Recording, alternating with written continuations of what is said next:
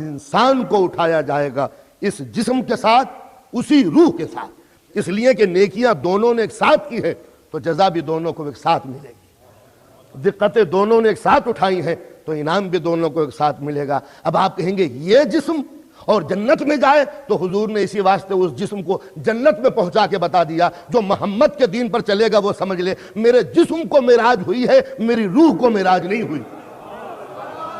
جنت نام ہے جسم اور روح کے اتحاد کے انعام کا، دونوں نے مل کے چونکہ زحمتیں کی ہیں لہذا ان کو انعام جنت میں ملنا چاہیے۔ اب جو جسم کے تقاضے ہوں، جو جسم کی ڈیمانڈ ہو، جو جسم کی ضرورتیں ہوں، وہ ضرورتیں اللہ جنت میں پورا کرے گا۔ تو آپ نے اندازہ لگایا کہ پروردگار عالم نے ایک انسان کے جسم کے اندر ایسا نظام بنایا کہ انسان اگر ہوش میں آنکھ کھول کے اپنی زندگی کو دیکھے تو اسلام کے سارے مسئلے اس کی سمجھ میں آ سکتے ہیں۔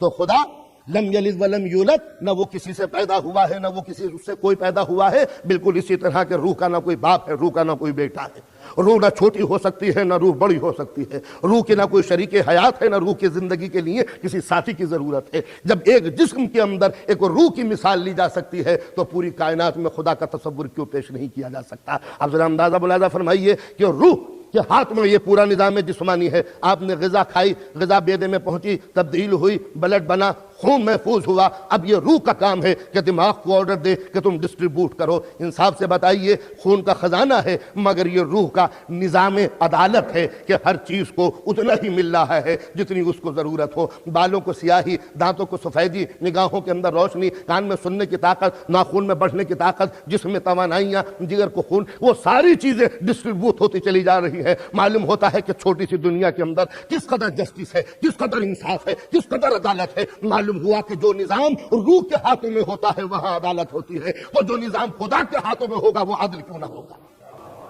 اس لیے قدرت کے لیے شرط واجب آئی کہ وہ قدرت عادل ہے، وہ رحیم ہے۔ بتاؤ روح ظالم ہے جسم پر یا رحیم؟ وہ کریم ہے، بتاؤ روح کریم ہے یا غیر کریم؟ وہ ستار ہے عیبوں کو چھپانے والی، بتاؤ کہ نہ جانے کتنے عیب ہیں جس کو یہ روح چھپائے ہوئے ہے۔ منا اگر کوئی بدماش ہے تو لکھ دیا جاتا کہ یہ بدماش ہے، کوئی غاصب ہے تو لکھ دیا جاتا کہ یہ غاصب ہے، کوئی چور ہے تو لکھ دیا جاتا کہ یہ چور ہے۔ مگر انسان جرم کرتا ہے روح چھپا لیتی ہے، اسی طرح جیسے انسان جرم کرتا ہے خدا چھپا لیتا ہے۔ تو جب وہ کائنات میں ستار ہے یہ روح میں ستار ہے، وہ کائنات میں رحیم ہے یہ روح میں رحیم ہے۔ رازق اس نے کس چیز کو رزق مہیا نہیں کیا، تو جب روح راضی ہو سکتی ہے اس چھوٹے سے نظام جسمانی میں اور کسی کو شکوہ نہیں ہوتا، تو اب اندازہ لگائیے کہ وہ کس کو رزق نہیں پہنچاتا۔ ہر جانور، کسی جانور کو یہ گلہ نہیں ہوگا کہ میں بھوکا مر گیا۔ اب میں غور نہیں کیا میں نے کیا بات کہہ دی۔ کبوتر رات دن آپ دیکھتے ہیں، یہ کسی کبوتر کو دیکھا کہ بہت دبلا پتلا ہے، کسی کبوتر کو بہت جاڑا ہے، بہت موٹا ہے، کسی ڈائٹنگ کی ضرورت ہو۔ معلوم ہوا کہ جو نیچر کے کنٹرول میں پڑتے ہیں ایکول ویٹ ہوتا ہے۔ کسی جنگل میں چلے جائیے، جن کو نیچر کنٹرول کرتی ہے، رزق دیتی ہے، وہ ایک سائز کے، ہاں جو کبوتر جو جانور آپ پالتے ہیں وہ بیچارہ وہ مر جاتا ہے۔ کیوں؟ اس لیے کہ اب عادل کے ہاتھ سے ہٹ کے ظالم کے قبضے میں آ گیا ہے۔ مولا کائنات فرماتے ہیں کہ اس دنیا میں ہر انسان کا رزق ہے، اس دنیا میں ہر انسان کا رزق ہے۔ اب اگر کوئی بھوکا سو رہا ہے تو سمجھ لو کسی ظالم نے اس کا حق مار لیا ہے۔ تو معلوم ہوا کہ قدرت کسی پر رزق کی پابندیاں نہیں کرتی، ظالم انسان اس رزق کو زیادہ لے لیتا ہے، لہذا کوئی بھوکا رہ جاتا ہے۔ یہ تھا وہ روح کو سمجھ لو، خدا سمجھ میں آ جائے گا۔ اب روح اپنا پائتخت، اپنا سینٹر دماغ کو بناتی ہے۔ روح اور دماغ کو جتنے مکس اپ ہے، نہ روح کو الگ کیا جا سکتا ہے نہ دماغ کو الگ کیا جا سکتا ہے، اس لیے کہ پورا نظام جسمانی دماغ کے کنٹرول میں، دماغ روح کے کنٹرول میں۔ روح دماغ کو آرڈر دیتی ہے، دماغ جسم کو آرڈر دیتا ہے۔ ساری پالیسی اس کی اپنی ہے۔ اس جسم کے اندر کچھ جرمز ہیں، جراثیم ہے۔ یہ جراثیم کا کام کیا ہے؟ باہر کی بیماریوں کو روکنا، ڈیفینسی پالیسی۔ کیا کبھی کسی ڈاکٹر نے یہ کہا ہے کہ اندر کے ان دو جراثیم ہوتے ہیں، ایک بدماش قسم کے جراثیم اور ایک نیک قسم کے جراثیم، ایک وہ جراثیم جو بیمار کر دیتے ہیں، ایک وہ جراثیم جو اچھا کر دیتے ہیں، دونوں قسم کی ہے۔ تو اپنی زبان میں یہ کہہ دوں کہ ان میں بھی کچھ کافر ہیں اور کچھ مومن ہیں. یہ کافر باہر سے حملہ آور ہوتے، لیکن انصاف سے بتائیے جو اندر کے جرم سے جو ڈیفینس کرتے ہیں، کبھی سنا ہے کہ انہوں نے بھی باہر جا کے حملہ کیا ہو کسی کے اوپر؟ ان کا کام یہ ہے کہ اپنے بارڈر پر کھڑے رہنا، باہر سے کوئی حملہ کرے تو بچاؤ کرنا، تم جا کے حملہ نہ کرنا.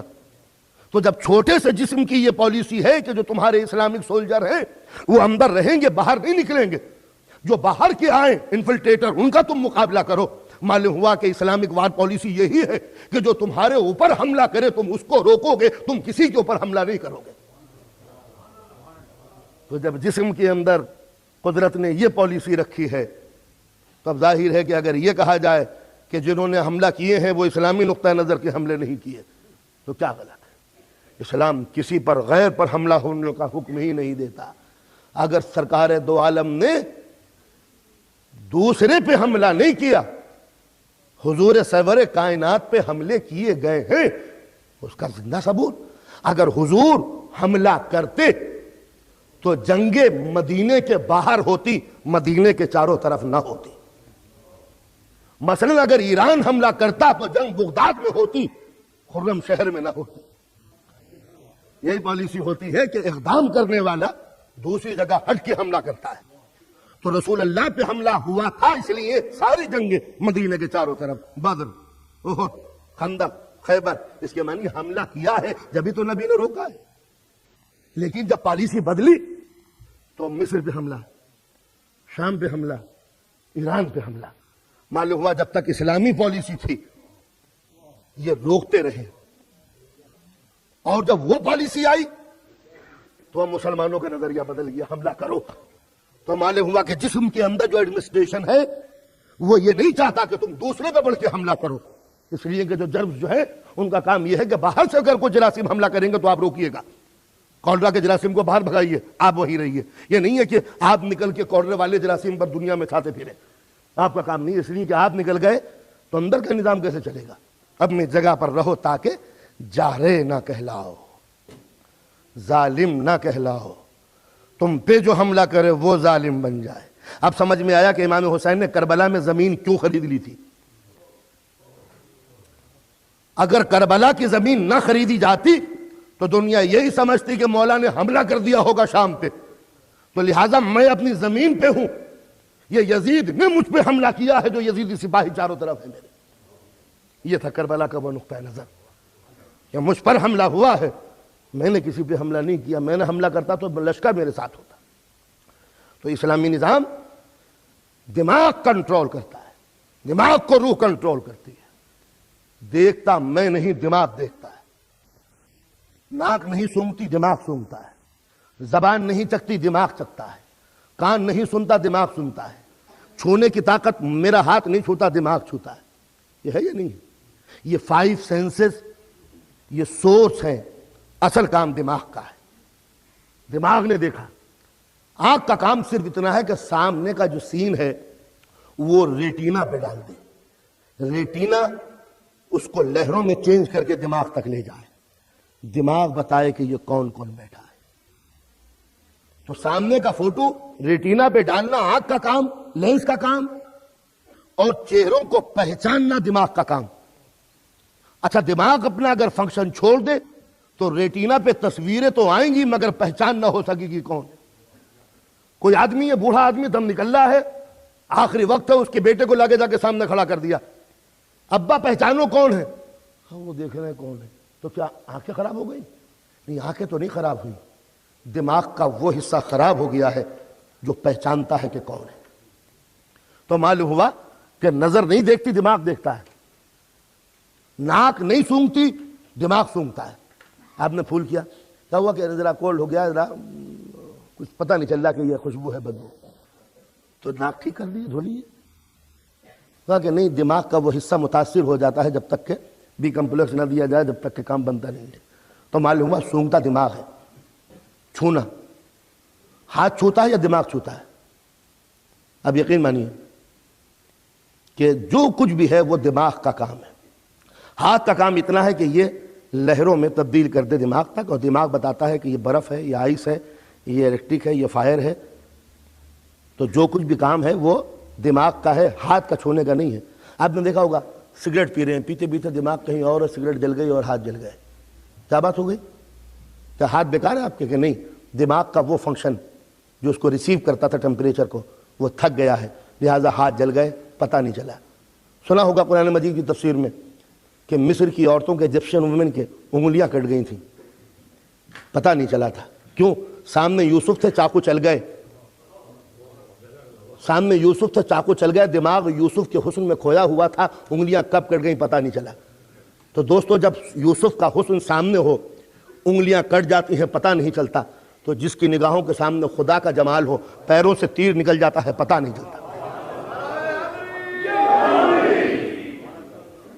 تو معلوم یہ ہوا کہ جتنے بھی یہ 5 سینس ہیں، ہمارے 5 قوتیں، یہ خمسہ 5، یہ رپورٹ کرتے ہیں دماغ کو، دماغ فیصلہ کرتا ہے۔ تو معلوم ہوا کہ ان کے بغیر بات نہیں پہنچتی نا۔ ایک بات جملہ کہہ دوں، توجہ، ہر کام دماغ کرتا ہے، سونگتا دماغ ہے، چکتا دماغ ہے، سنتا دماغ ہے، چھوتا دماغ ہے، سب کچھ ہے۔ کوئی من چلا نیا سائنسداں آیا کہ جب آنکھ نہیں دیکھتی دماغ دیکھتا ہے تو ڈائریکٹ دماغ ہی کو کیوں نہ دکھائیں؟ جب کان نہیں سنتا دماغ سنتا ہے تو ڈائریکٹ کان کی مدد کیوں لیں؟ ڈائریکٹ دماغ پہ کوئی ایسا وائر فٹ کر دیں جو دماغ تک پہنچے۔ جب زبان نہیں چکھتی دماغ ہی چکھتا ہے ذائقے کو، تو ٹیسٹ کو بتانے کے لیے زبان کی کیا ضرورت ہے؟ ڈائریکٹ دماغ کو کیوں نہ بتائیں کہ یہ نمکی ہے، یہ میٹھا ہے، یا کڑوا ہے، کھٹا ہے، کیا ہے؟ تو دماغ کہے گا جب تک 5 کا سہارا نہیں لوگے بات سننے کے لیے تیار نہیں۔ ذرا سوچو دوستو، جب چھوٹے سے جسم میں بغیر 5 کی مدد کے دماغ کو چیز ریسیو کرنے کے لیے تیار نہیں ہے، تو بغیر پنجتن پاک کے صدقے کے خدا بھی سننے کے لیے تیار نہیں۔